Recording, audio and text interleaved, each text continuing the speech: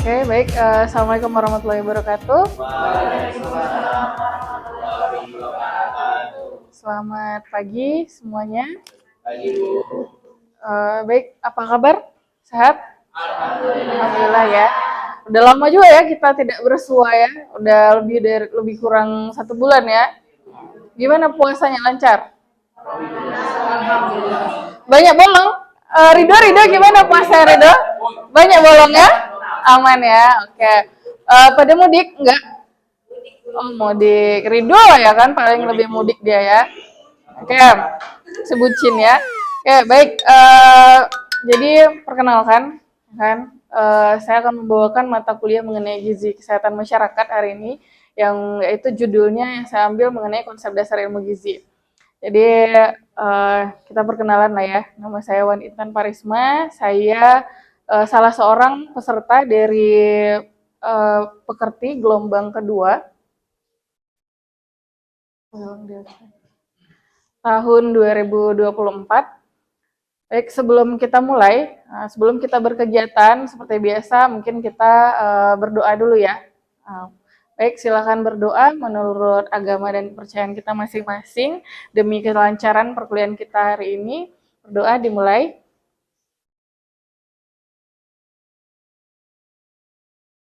Oke, amin. Berdoa selesai. Baik, mungkin sebelum kita mulai, saya akan absensi dulu ya. Saya akan mengabsensi dulu teman-teman sekalian. Untuk yang saya panggil namanya, silakan sebutkan hadir ya. Natasha ada? Oke. Robi? Salsabila? Novita? Azahra? Marta? Oh, Marta, kemana Marta? Izin ya. Rido? Sehat Rido? Rizda? Ana? Sylvia? Raffi? Sheila? Faisal? Faisal mudik Faisal? Oh. Tina? Mahani? Kila?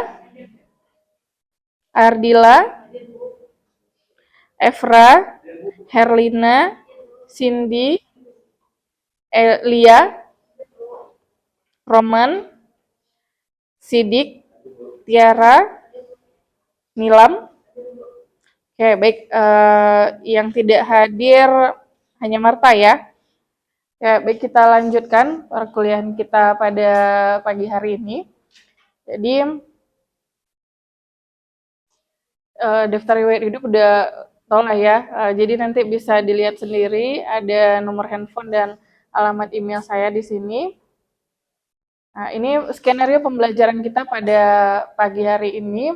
Ada kurang lebih 100 menit ya. Jadi yang pertama itu pendahuluan yang sedang berlangsung, lalu kita lanjutkan dengan persepsi nanti, lalu ada ice breaking, dan lalu saya akan menjelaskan materi, dan nanti pada kegiatan ketiga saya akan memberikan judul untuk teman-teman sekalian diskusi. Nah, lalu nanti ada presentasi, lalu ada tes kognitif untuk mengukur seberapa paham sih teman-teman sekalian dengan materi yang saya sampaikan hari ini. Lalu kegiatan penutup. Oke, kita lanjutkan. Ini capaian dan tujuan pembelajaran kita pada hari ini. Jadi di sini teman-teman diharapkan untuk mampu menyimpulkan konsep dasar ilmu gizi. Lalu tujuannya untuk memberikan penguasaan, pengetahuan, dan keterampilan tentang hakikat dan perkembangan ilmu gizi, baik itu di dunia maupun di Indonesia, dan mengeksplorasi permasalahan gizi di Indonesia. Ini nanti yang akan teman-teman bahas ya di akhir pertemuan ini. Lalu kita lanjut. Nah, jadi apa yang teman-teman pikirkan kalau mendengarkan kata-kata gizi? Apa? Makanan ya, Sidik ya. Kalau ini, Efra apa Efra? Kalau mendengar kata-kata gizi itu, apa kira-kira yang terbersit di ingatan? Kesehatan ya. Rido? Apa Rido? Protein. Oke. Sylvia, kalori di tubuh. Mahani apa Mahani? Oke, baik. Jadi ada yang mengatakan gizi itu adalah makanan, adalah kalori, adalah protein ya. Baik, akan kita bahas selanjutnya. Nah, jadi inilah definisi dari gizi itu sendiri. Jadi gizi itu berasal dari bahasa Arab, artinya giza, ya kan? Yang ternyata artinya memang makanan. Makanya teman-teman tuh kalau dengar masalah gizi gitu kan, dengar gizi aja pasti langsung, oh makanan gitu ya kan? Pasti ini kita akan membahas mengenai makanan, tidak jauh-jauh dari situ. Lalu ilmu gizi, ini menurut WHO ya kan? Menurut WHO, jadi WHO ini uh, World Health Organization atau yang mengatur tentang kesehatan di dunia. Jadi dia menyatakan bahwa ilmu gizi ya kan. Ilmu gizi itu ilmu yang mempelajari bagaimana proses yang terjadi pada organisme hidup untuk mengambil dan mengolah zat-zat dari makanan tersebut untuk memelihara kehidupannya, pertumbuhan, fungsi organ tubuh dan sampai dengan menghasilkan energi. Nah, itu cukup kompleks ya pengertian dari WHO. Lalu ini pengertiannya lagi ilmu gizi adalah ternyata merupakan suatu cabang ilmu kesehatan yang mempelajari semua aspek yang berkaitan dengan makanan, nutrisi, dan hubungan dengan kesehatan tubuh kita. Jadi cukup kompleks ya pengertian dari ilmu gizi itu sendiri. Oke, sampai sini ada yang mau ditanyakan? Belum lah ya. Kita lanjut dulu ya. Jadi apa sih yang teman-teman atau Anda pikirkan kalau mendengar kata-kata gizi? Nah, silakan masuk ke slido.com, ini kodenya. Silakan tuliskan di sana apa yang terbersit nih kalau teman-teman mendengar kata-kata gizi. Oke, saya tunggu 5 menit.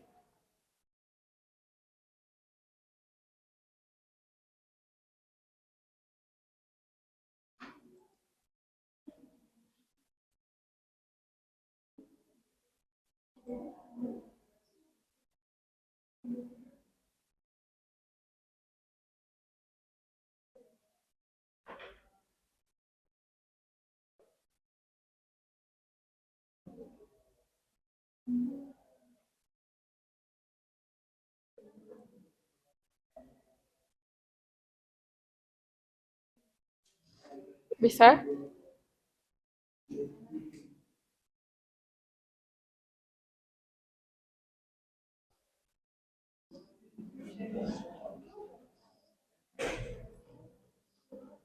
Oke, ini silakan di-scan barcode-nya.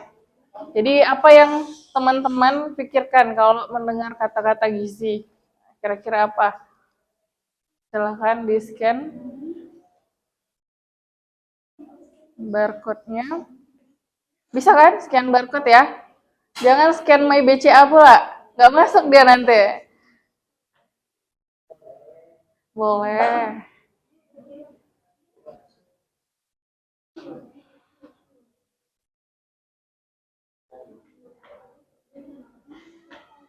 Dia masuk.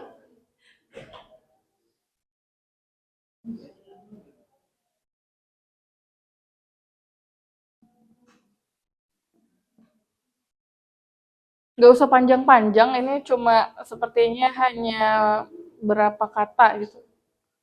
Apa itu gizi? Apa itu yang saya bertanya kan malah ditanya balik ya kan. Oke, ayo. Ayo semangat. Ini ada 30 orang kan kurang lebih ya. Nah, silakan tuliskan apa yang kira-kira terbersit tadi.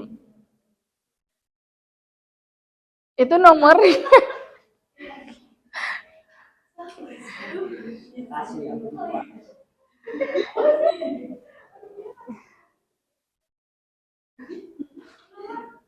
Ayo, makanan. Nah, tuh.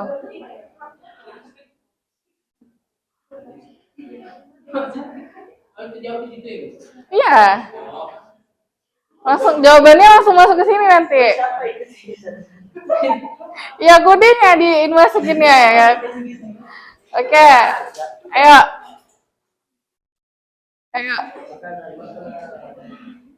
Makanan dan minuman sehat.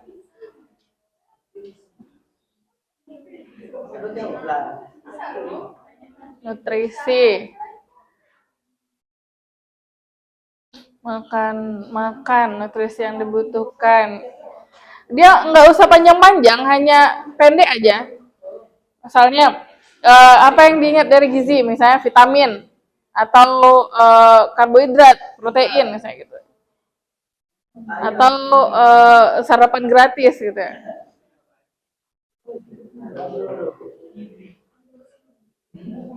Apa Rido udah? Oh, udah. Yang mana yang nomor itu ya? Oh, bukan. Oke, suplemen.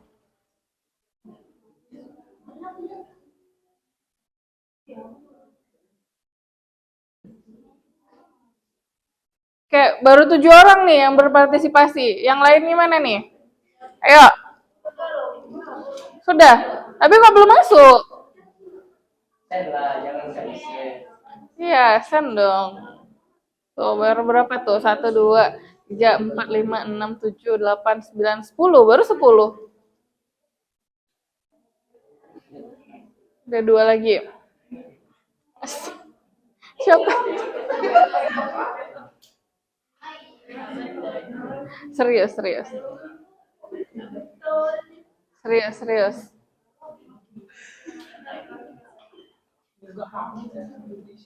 Oke. Jadi kurang lebih inilah ya. Kurang lebih ada yang bilang makanan, minuman sehat, suplemen, asupan tubuh, nutrisi, pola hidup sehat. Lalu kita lanjut ya.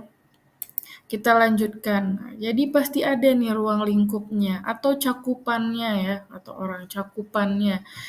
Cakupan ilmu gizi itu apa? Jadi ilmu gizi ini memang sangat luas. Yang pertama itu dia mencakup mengenai nutrisi, lalu proses metabolisme. Ada yang tahu apa proses metabolisme?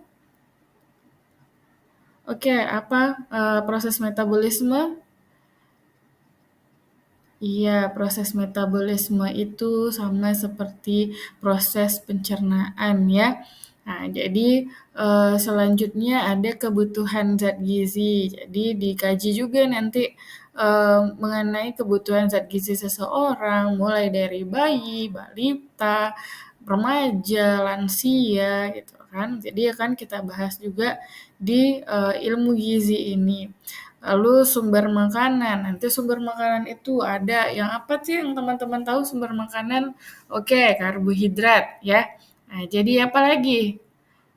Vitamin. Oke, vitamin. Lalu ada protein juga ya. Nah, serta masalah-masalah gizi dan cara mengatasinya. Baik itu cara mengatasi versi dari pemerintah ataupun dari versi teman-teman sekalian sebagai mahasiswa yang sudah mempelajari mengenai ilmu gizi. Tuh, jadi ruang lingkup dari ilmu gizi. Kita lanjut lagi, ada pertanyaan sampai di sini saya terlalu cepat? Oke, baik, nggak ada ya. Jadi kita lanjutkan nih. Jadi ada pengelompokan zat gizi. Yang pertama, pengelompokan zat gizi menurut fungsinya dan pengelompokan zat gizi menurut kebutuhannya. Ada yang tahu pengelompokan zat gizi menurut fungsinya? Oke, apa Sidik? Menurut Sidik pengelompokan zat gizi menurut fungsinya? Iya, sebagai zat pembakar, boleh. Salsabila apa salsabila? Oke, sebagai zat pembangun, boleh. Lalu pengelompokan zat gizi menurut kebutuhannya. Ada lagi yang tahu? Oke, Efra, apa Efra?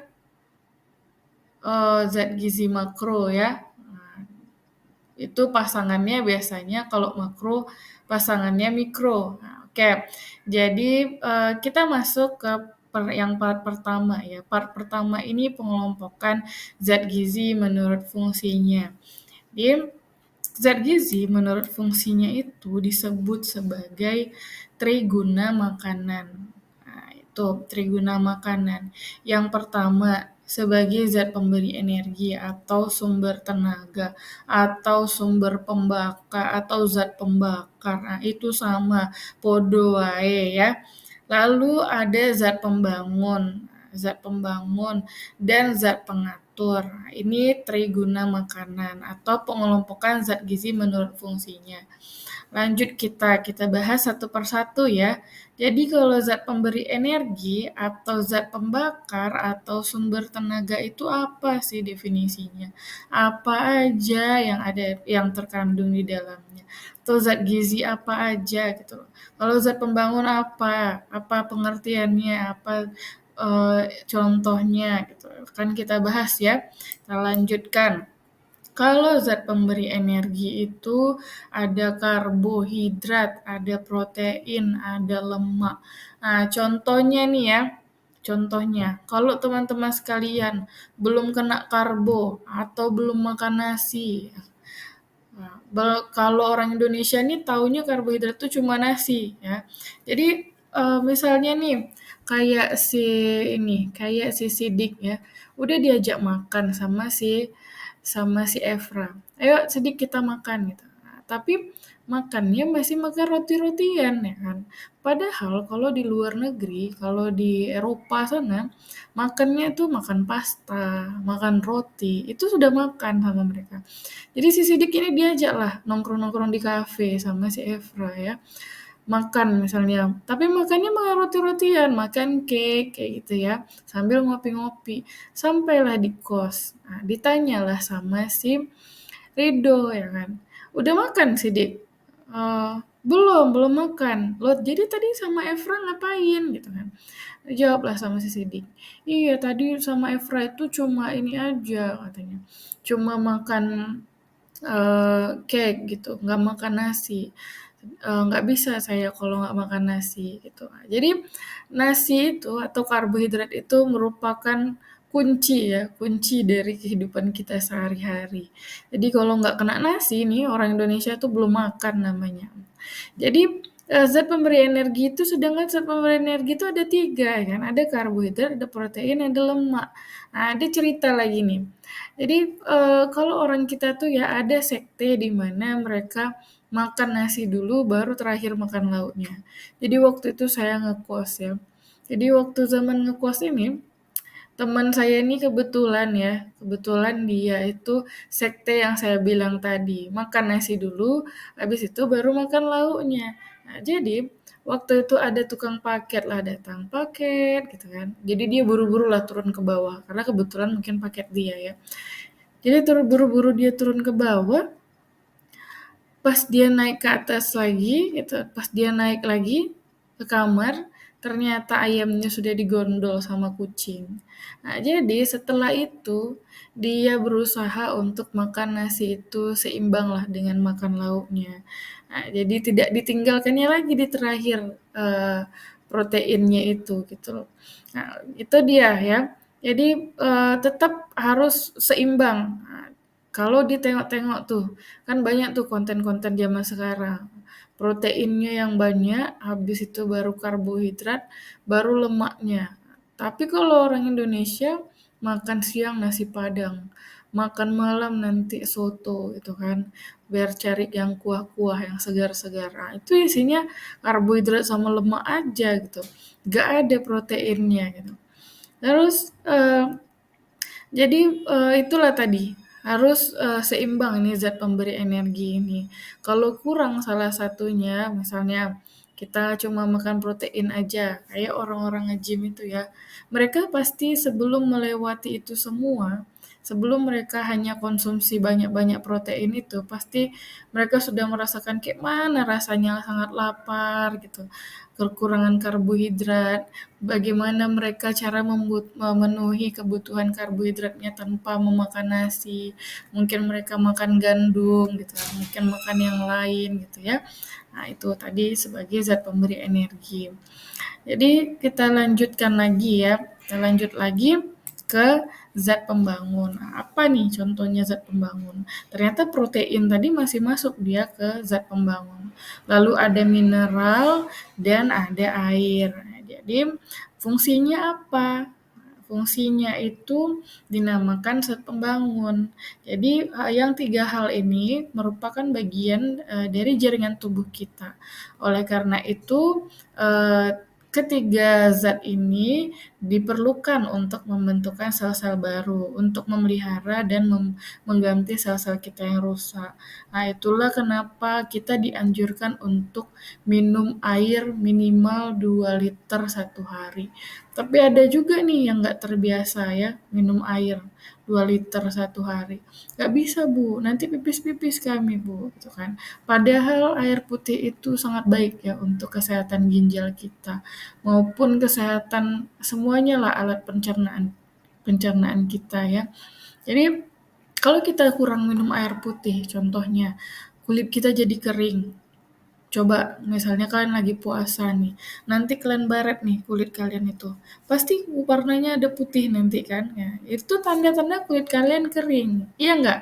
Bener kan yang saya bilang ya? Jadi itu tadi gitu, itu contoh bahwa kita itu butuh air putih. Gitu. Terus ada lagi orang yang bilang, tapi saya nggak bisa minum air putih. Itu bisa itu karena biasa ya. Jadi coba dibiasakan. Jangan cuma mendengarkan cuma mendengarkan apa yang kita mau, tapi cobalah memperhatikan mulai dari sekarang apa yang kita butuhkan ya. Cobalah kalian bayangkan ya, udah dari SD nih kalian minum alih-alih, minum apa lagi namanya, torpedo dan teman-temannya gitu kan. Nah, coba nih sekarang nih, kalian minumlah air putih yang banyak, biar bagus ginjal kalian itu tadi gitu. Jadi kalau misalnya ini mungkin pendek-pendek umur atau apa, atau ada orang yang membutuhkan ginjal, bisa lah kalian donorkan ginjal itu, karena masih bagus ya. Tapi jangan pula ginjalnya dijual untuk beli iPhone 15 Pro Max ya, nah, jangan, nggak boleh itu ya. Jadi kita lanjut lagi ya. Oke, kita lanjut ke zat pengatur yang terakhir ya. Nah, ini nih gambarannya. Zat pembangun, zat pengatur, dan zat tenaga. Seperti piramida dia ya bentukannya.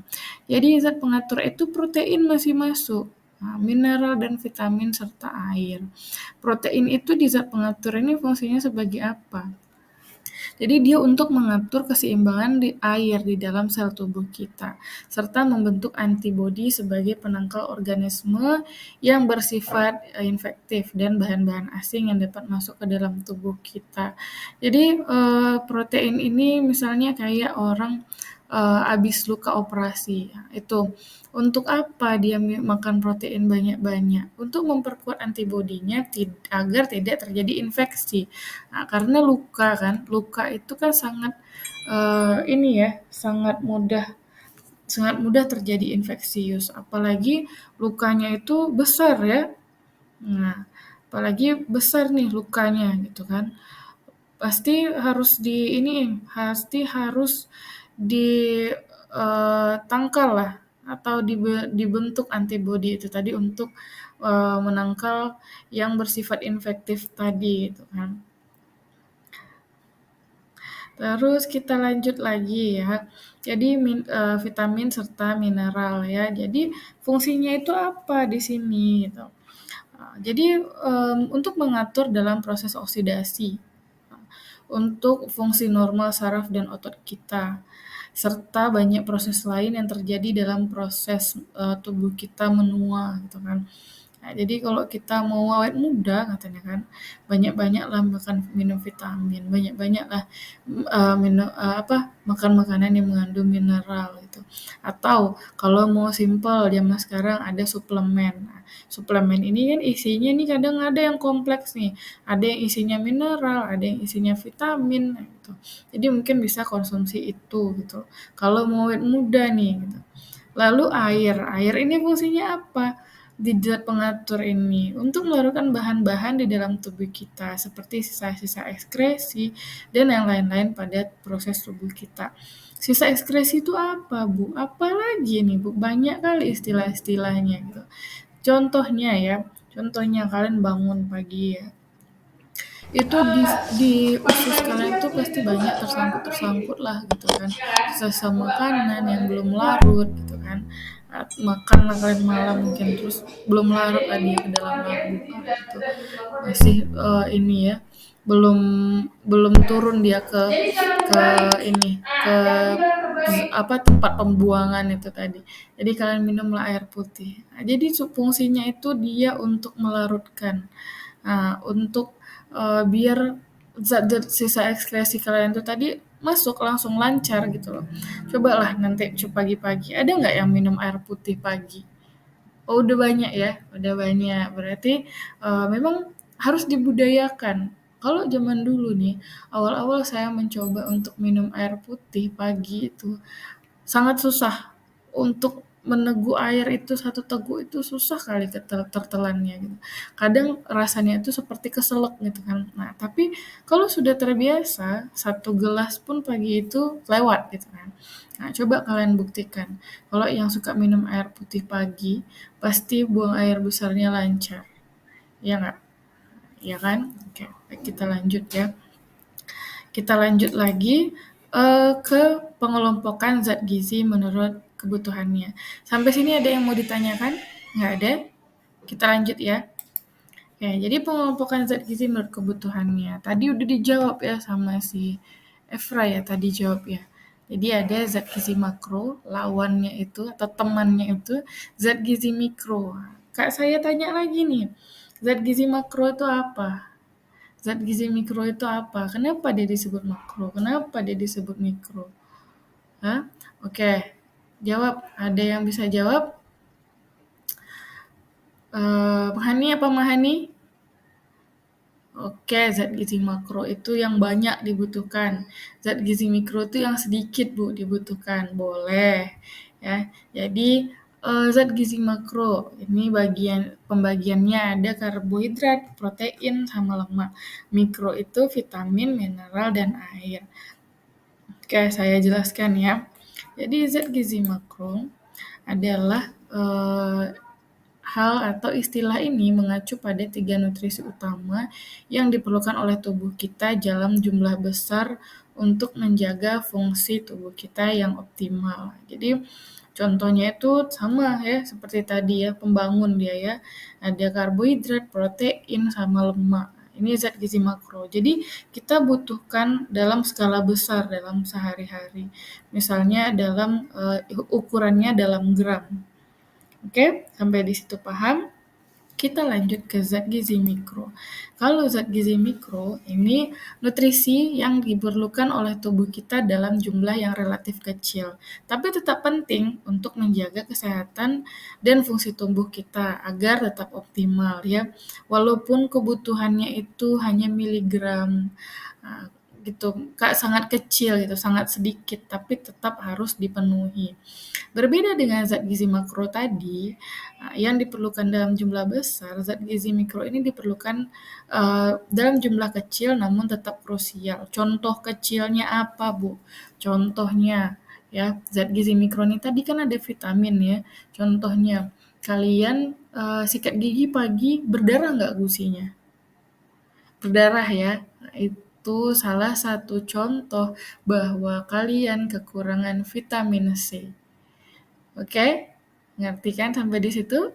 Nah, terus yang cewek-cewek nih, yang cowok ada juga sih saya rasa. Rontok nggak rambutnya? Nah, itu mau tahu nggak? Itu salah satu contoh bahwa kalian itu mengalami defisiensi vitamin D dan vitamin E. Nah, vitamin D dan vitamin E itu kita dapatkan dari mana?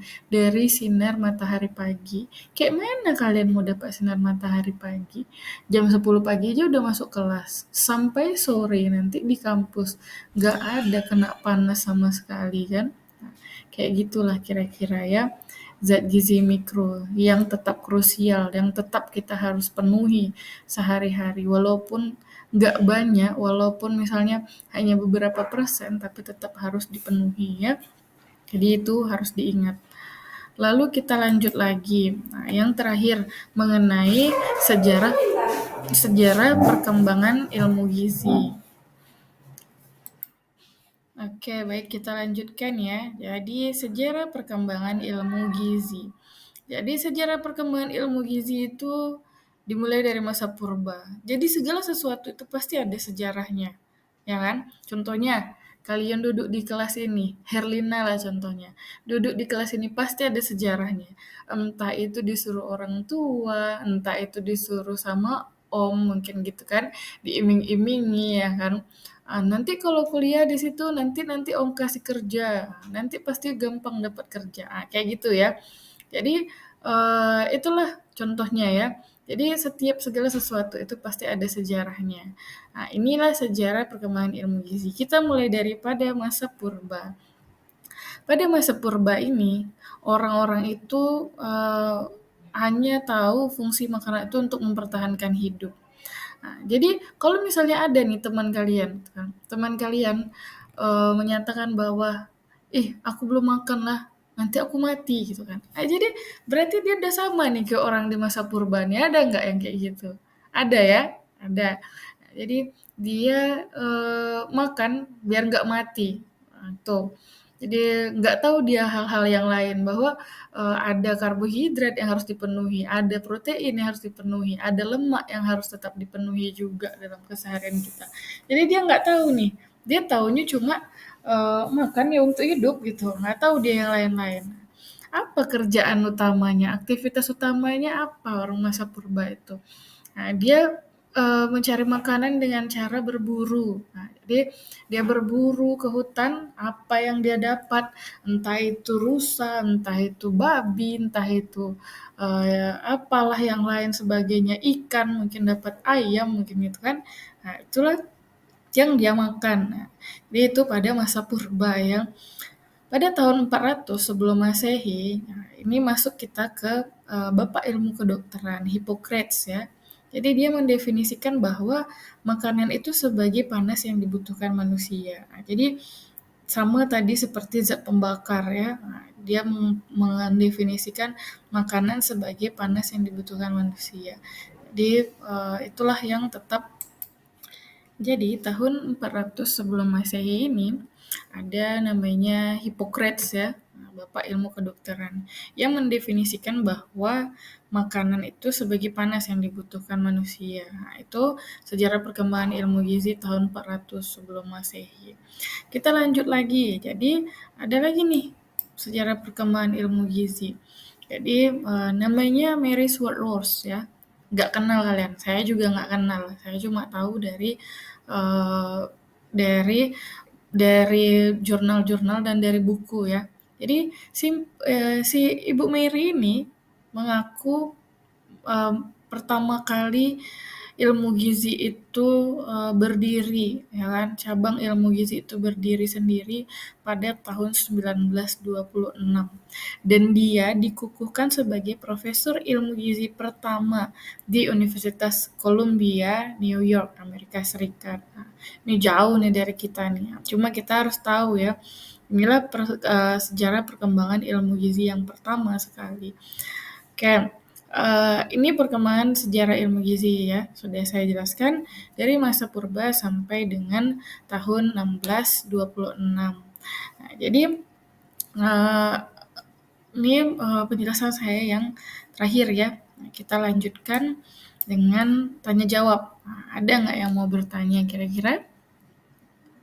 Oke, nggak ada ya yang mau bertanya. Jadi, saya akan memberikan tugas ya, tugas diskusi kelompok.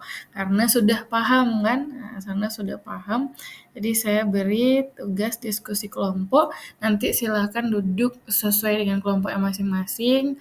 Karena minggu lalu di pertemuan pertama kan, sudah saya bagi ya kelompoknya sebanyak 6 kelompok.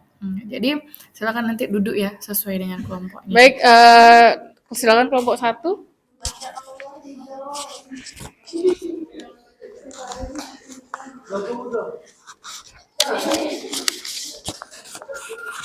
Nah, dah. Baik, kami dari kelompok 1 akan membacakan hasil diskusi kami tentang kekurangan gizi. Menurut Kementerian Kesehatan, kekurangan gizi atau malnutrisi adalah kondisi saat tubuh tidak mendapat asupan nutrisi yang cukup dalam jangka waktu yang lama. Tanda-tanda kekurangan gizi: penurunan berat badan, mudah lelah, konsentrasi menurun, kulit dan rambut kering, pipi dan mata cekung, gizi dan mulut sering luka-luka atau nyeri. Hal-hal yang dapat menyebabkan tubuh kekurangan gizi, pertama menjalani diet ekstrim, menderita gangguan kesehatan mental, mengonsumsi minuman beralkohol, masalah ekonomi, dan lain-lain. Jenis-jenis kekurangan gizi, pertama ada kekurangan energi kronis, kedua ada kekurangan gizi akut, ketiga ada kekurangan zat gizi spesifik. Dilansir dari Kementerian Kesehatan, ada pencegahan. Pertama dari anak, yaitu memberikan makanan bergizi lengkap dan seimbang sesuai kebutuhan. Kedua, menerapkan pola asuh yang baik. Ketiga, untuk anak bayi memberikan ASI eksklusif hingga anak usia 6 bulan, dilanjutkan dengan memberikan empasi yang bergizi dan lengkap dan seimbang. Keempat, mengukur tinggi badan dan berat badan anak secara berkala. Kelima, membawa anak untuk segera berobat bila terkena penyakit infeksi. Berikut dari kelompok kami. Terima kasih. Kelompok 1. Baik. Ada yang mau menanggapi dari kelompok 1? Ada yang mau menanggapi? Udah pas? Oke, udah pas ya. Baik, kita lanjut ke kelompok 2. Mahani, kelompok 2.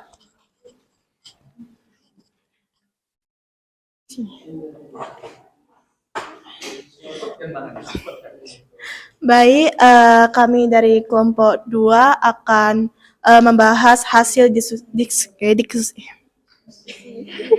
diskusi kami ya, mengenai perubahan pola makan. Baik, saya akan jelas sedikit aja dari soal permasalahan gizi yang ada di Indonesia. Kebanyakan masalah itu tuh dimulai dari ada kekurangan energi protein. Karena kan Indonesia kan banyak ngandung banyak nasi kan di situ. Nah, hingga kan karena banyak masyarakat yang lebih memilih nasi ya kan, sehingga kan protein itu kan kayak di nomor 2 kan ya. Jadi banyak masalah itu tuh ya kekurangan protein, dan juga ada vitamin A, terus ada juga yodium, anemia ya, gizi besi, dan juga obesitas. Nah, di sini dan juga Indonesia itu juga cukup banyak ya mengalami kelaparan dan juga ada makanan berlebihan, sehingga kita diperlukan dengan perubahan pola makan. Nah, itu biasanya tergantung juga faktor-faktornya pola makan, kayak seperti budaya, agama, atau kepercayaan.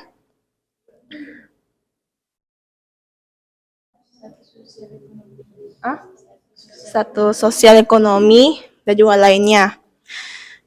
Menurut kami pola makan itu kan diibaratkan dengan diet ya, di mana diet itu kan dia mengatur pola makannya jadi lebih baik.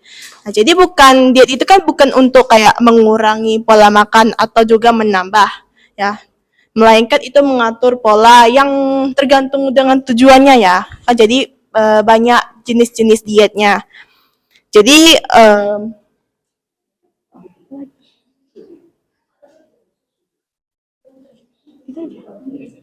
udah.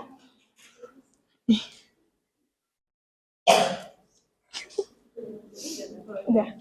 Jadi itu saja hasil dari diskusi kami. Mungkin kalau merasa kurang, kami minta maaf. Dan misalnya kalau ingin memperbaiki hasil ini, boleh kalian tanyakan atau tanggapin soal hasil diskusi kami. Ada yang perlu ditanggapi? Ada yang mau menanggapi dari kelompok 2? Atau udah pas? Udah Pas. ya. Oke, baik. Terima kasih, Wani. Oke, kita lanjut lagi ke kelompok 3 ya, mengenai kelebihan gizi.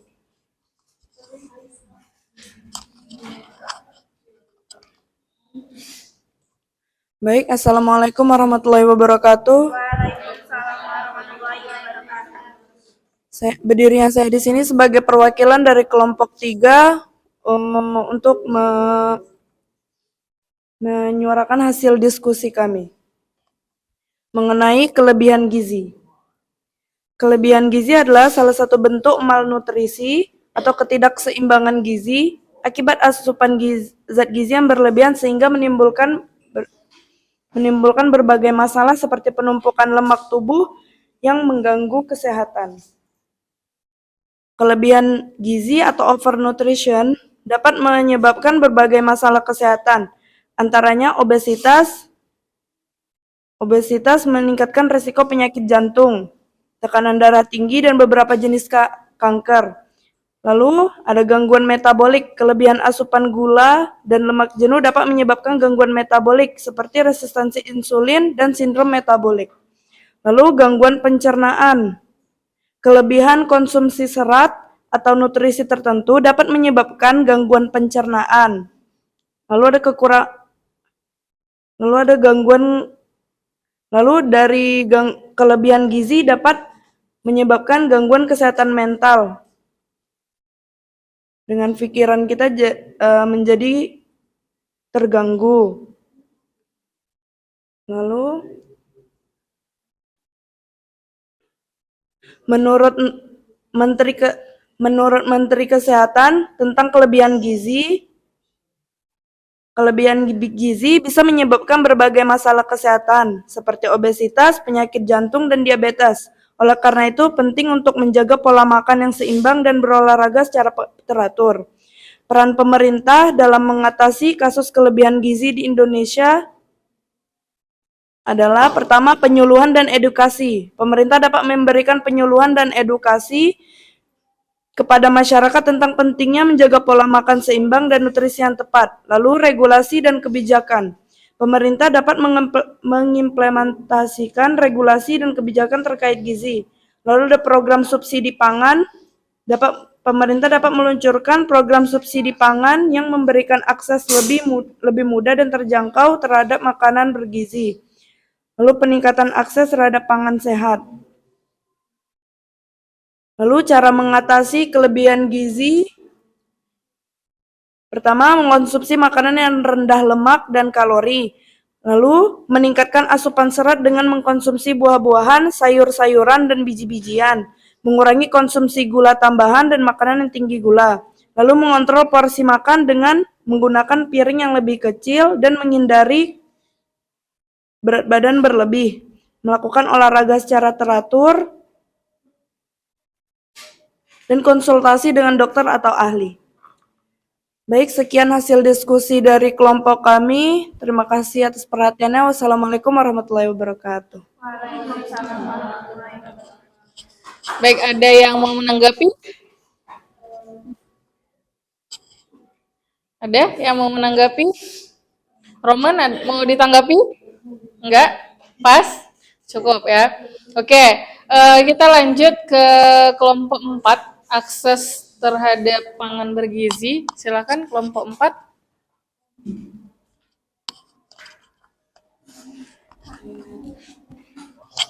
Baik, di sini saya akan menjelaskan hasil diskusi kami dari kelompok 4 mengenai permasalahan akses terhadap pangan bergizi. Permasalahan akses terhadap pangan bergizi di Indonesia mencakup beberapa aspek yang menjadi tantangan dalam memastikan masyarakat memiliki akses yang memadai terhadap pangan yang bergizi. Permasalahan ini dapat disebabkan oleh beberapa faktor ekonomi, geografis, kurangnya pengetahuan, kesadaran masyarakat tentang nutrisi yang dibutuhkan, lalu rendahnya asupan vitamin dan mineral, buruknya ketersediaan pangan dan sumber yang disebabkan keluarga dengan pendapatan rendah, serta memiliki akses yang terbatas. Lalu, lebih dari separuh penduduk Indonesia, sekitar 183,7 juta orang atau 68% populasi, ternyata tidak mampu memenuhi kebutuhan gizi harian mereka. Dalam upaya meningkatkan akses terhadap pangan bergizi, masyarakat tidak harus membeli. Masyarakat bisa memulai dengan memanfaatkan sumber daya yang ada di sekitar mereka seperti memanfaatkan tanah untuk cocok ditanam, memanfaatkan udara untuk irigasi, dan memanfaatkan bahan-bahan yang dapat diolah menjadi makanan. Pangan bergizi dapat membantu meningkatkan produktivitas dan kesehatan masyarakat. Akses terhadap pangan bergizi adalah salah satu hak dasar setiap rakyat Indonesia. Dalam rangka meningkatkan akses terhadap pangan bergizi perlu dilakukan upaya-upaya yang lebih lanjut seperti pengentasan kemiskinan, pendidikan gizi dan kesadaran masyarakat, promosi diversifikasi pangan, pendidikan dan bimbingan orang tua, serta peningkatan akses terhadap pelayanan kesehatan. Mungkin ini saja dari hasil diskusi kelompok kami. Sekian, terima kasih. Oke, terima kasih. Ada yang mau menanggapi? Udah pas ya? Pas semua nih kayaknya nih. Oke, entah takut diserang balik sama temannya kayak mana ya. Jadi kita deal-dealan aja ya. Oke, lanjut ke kelompok 5 ya. Nah, mengenai stunting. Silakan kelompok 5.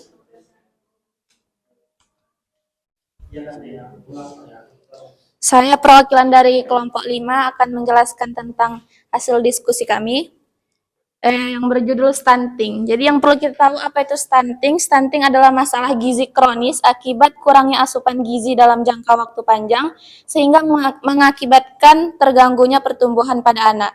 Stunting juga menjadi salah satu penyebab tinggi badan anak terhambat sehingga lebih rendah dibandingkan anak-anak seusianya. Juga tidak jarang masyarakat menganggap kondisi tubuh pendek merupakan faktor genetika dan tidak ada kaitannya dengan masalah kesehatan. Faktanya, faktor genetika memiliki pengaruh kecil terhadap kondisi kesehatan seseorang dibandingkan dengan faktor lingkungan dan pelayanan kesehatan. Dan biasanya stunting mulai terjadi saat anak masih berada dalam kandungan dan terlihat saat mereka memasuki usia 2 tahun.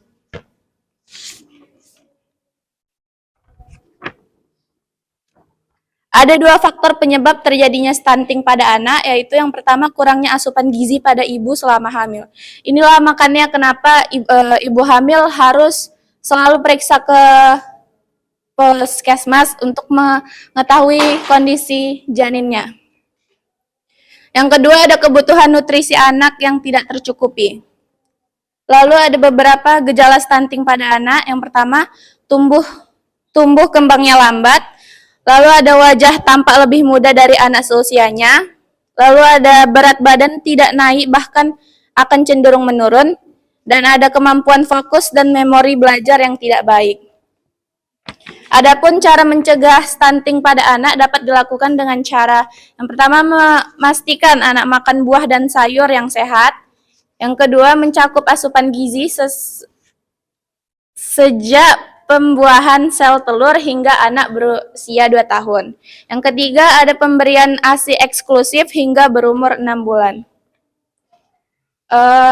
Di sini juga pemerintah ada membantu dalam mengatasi permasalahan stunting ini, yaitu dengan membangun infrastruktur air minum dan sanitasi untuk meningkatkan kualitas hidup manusia. Yang salah satunya itu menyebabkan stunting. Mungkin itu aja dari kelompok kami. Terima kasih. Oke, baik. Terima kasih kelompok 5 ya. Jadi tadi sama ya seperti yang saya katakan ya. Jadi kalau stunting itu kalau mau mengurangi stunting dari ibunya masih hamil harus didampingi. Nah, dan ternyata stunting itu memang tidak disebabkan karena keturunan. Ada tuh di tempat tinggal saya dulu. Ibunya, ayahnya semekot ya, semeter kotor ya kan. Anaknya tinggi-tinggi semampai. Kayak semampai, semeter tak sampai juga ya tinggalannya. Pokoknya tinggi lah, kutilang lah dia ya. Nah, jadi itulah yang harus kalian tahu ya. Yang pertama sekali mengenai stunting. Oke, kita lanjut kelompok terakhir. Nah, ini kelompok terakhir nih mengenai pendidikan gizi. Silahkan kelompok Herlina dan teman-teman. Saya Herlina dari kelompok 6, mewakili kelompok saya akan menjelaskan tentang pendidikan gizi. Di Indonesia, permasalahan pendidikan gizi meliputi beberapa hal yang perlu ditangani secara menyeluruh untuk meningkatkan kesadaran akan pentingnya gizi yang seimbang. Beberapa masalah utama dan cara mengatasinya adalah sebagai berikut. 1. Kurangnya pemahaman tentang gizi. Banyak masyarakat, terutama di daerah pedesaan dan perkotaan yang kurang terjangkau, belum memiliki pemahaman yang memadai tentang pentingnya gizi yang seimbang. Yang kedua, ketidakseimbangan pola makan. Pola makan yang tidak seimbang termasuk konsumsi makanan cepat saji yang tinggi lemak dan gula menjadi masalah yang umum. Yang ketiga, kurangnya akses terhadap informasi gizi yang akurat. Banyak masyarakat tidak memiliki akses mudah ke informasi gizi yang akurat. Peningkatan akses terhadap informasi tersebut dapat dilakukan melalui program pendidikan formal dan informal. Masalah gizi buruk dan obesitas. Masalah gizi buruk masih menjadi permasalahan di beberapa daerah, sementara obesitas semakin meningkat di kalangan anak-anak dan dewasa. Nomor 5, kurangnya pendidikan gizi di sekolah. Pendidikan gizi di sekolah seringkali tidak memadai atau bahkan tidak ada. Cara mengatasinya, dalam mengatasi pendidikan gizi di Indonesia terdapat beberapa langkah yang dapat diambil. 1. Perlu adanya peningkatan kesadaran masyarakat akan pentingnya gizi seimbang melalui edukasi yang menyeluruh. Peran pemerintah. 2. Peran pemerintah perlu meningkatkan program-program pendidikan gizi di sekolah-sekolah untuk membekali generasi muda dengan pengetahuan yang tepat mengenai gizi. Selain itu, kolaborasi antara pemerintah, lembaga pendidikan, dan masyarakat dalam menyusun kebijakan dan program-program gizi yang efektif juga menjadi kunci dalam mengatasi permasalahan pendidikan gizi di Indonesia. Dengan langkah-langkah ini diharapkan dapat meningkatkan pemahaman dan kesadaran masyarakat untuk pentingnya gizi seimbang dan kesejahteraan secara keseluruhan. Terima kasih, cukup sekian dari kelompok kami. Oke, ada yang mau menanggapi kelompok terakhir? Pas ya? Oke, udah pas ya. Oke, baik. Itulah bagian dari perkuliahan kita pada hari ini. Ada diskusi kelompok dan yang terakhir nanti ada kuis ya. Jadi mungkin saya cukupkan untuk diskusi kelompok kita. Silakan duduk di posisi semula.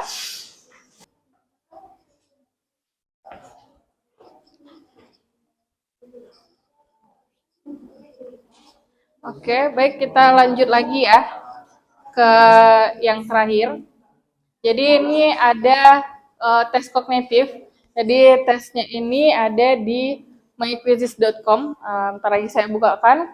Jadi mohon dikerjakan dan nanti ada skor-skornya juga seperti biasa kuis.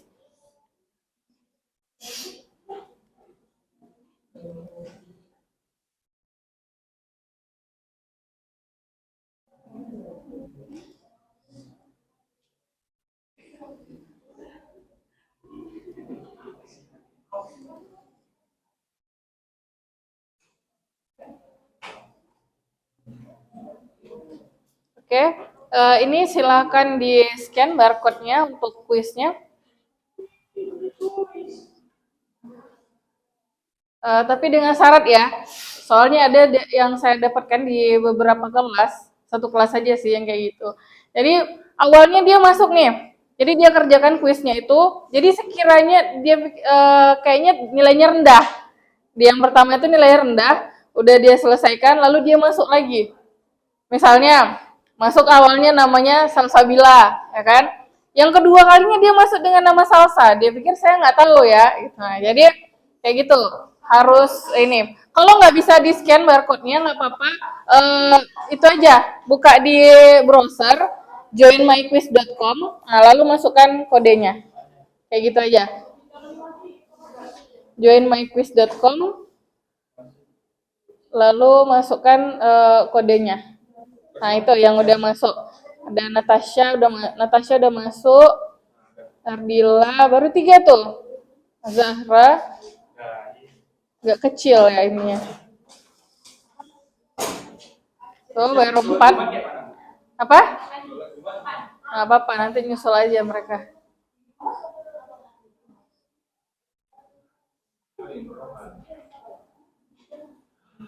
Oke, baru 6 orang. 10, 11.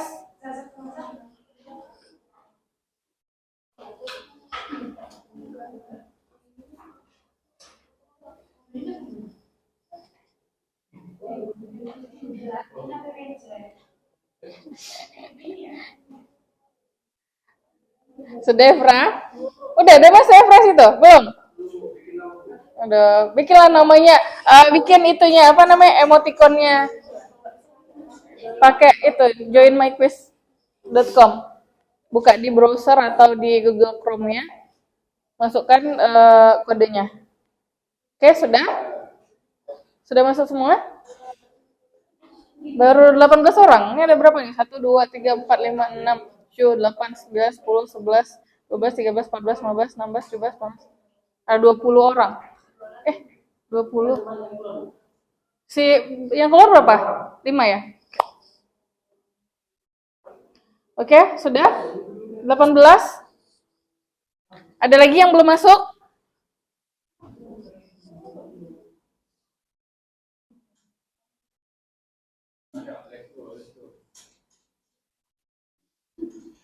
Oke. Ada? 19. Sudah? Ada lagi? Yang belum? Herlina udah? Oh, udah. Oke. Oh, udah ya. Oke. Kela, Efra, Rizda, Herlina, Comel, Nilam, Tina, Zahra. Oke, sudah ya. Kita mulai ya kuisnya.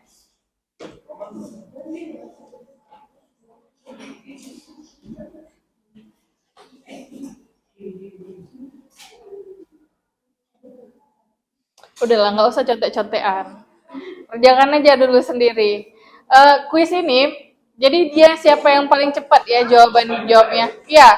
Jadi kalau misal pun nilainya tinggi tapi jawabnya lambat, itu tetap ini peringkatnya nggak tinggi nanti.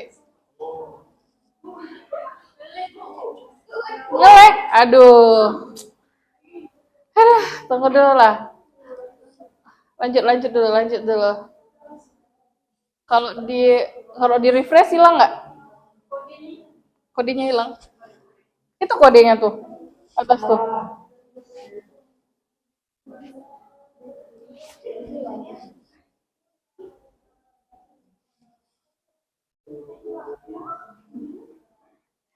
Oke, ayo. Roman sudah tergeser sama Tina. Roman sudah tergeser oleh Tina. Oke, Nilam naik. Aduh, Efra ngelek pula.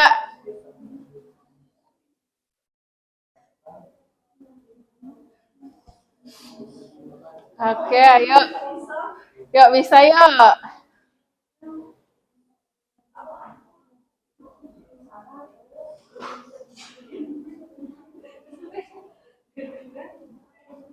Nggak susah kan?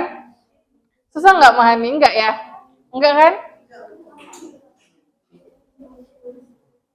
Nggak ada musik-musiknya. Biasanya ada musiknya loh. Kedengaran.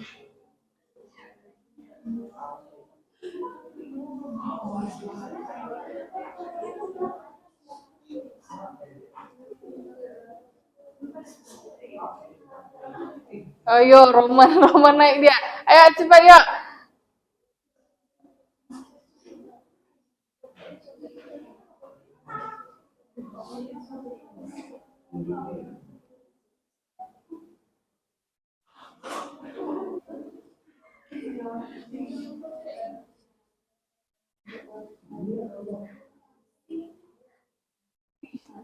Udah, salah lagi. Erlina salah berapa banyak? Oh, 3.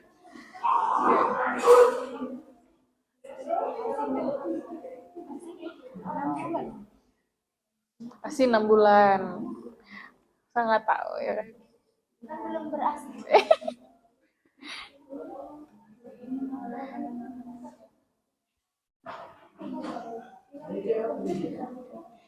Ayo, jangan mau kalah.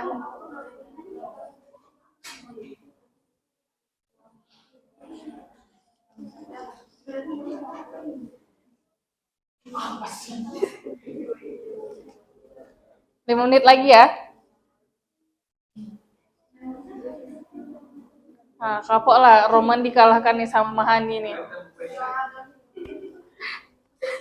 Udah siap ya? Dia tuh kayaknya yang selesai duluan, yang di atas. Habis itu skornya baru nanti dikalkulasikan lagi.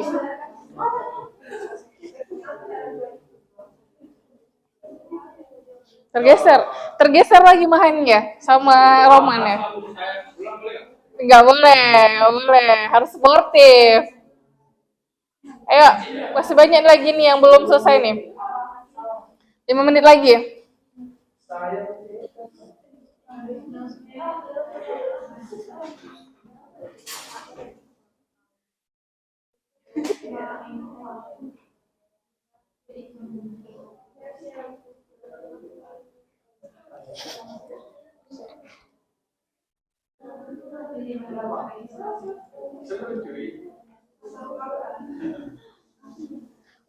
Ujian kalau kayak gini kita bisa nggak kalian ya? 50 soal, deg-degan ya?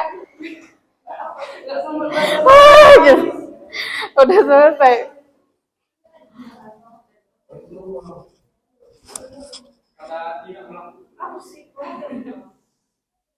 Udah ya? Udah selesai semua? Azahra, Mas Ella belum? Belum ya? Lama kali Zahra nih bacanya. Susah. ngelek dia ngelek.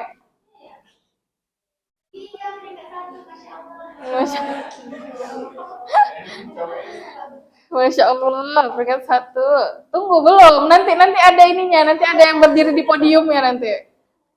Sabar, masih ada lagi yang belum.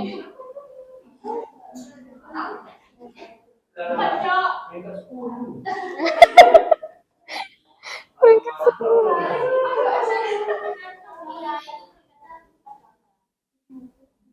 Sudah?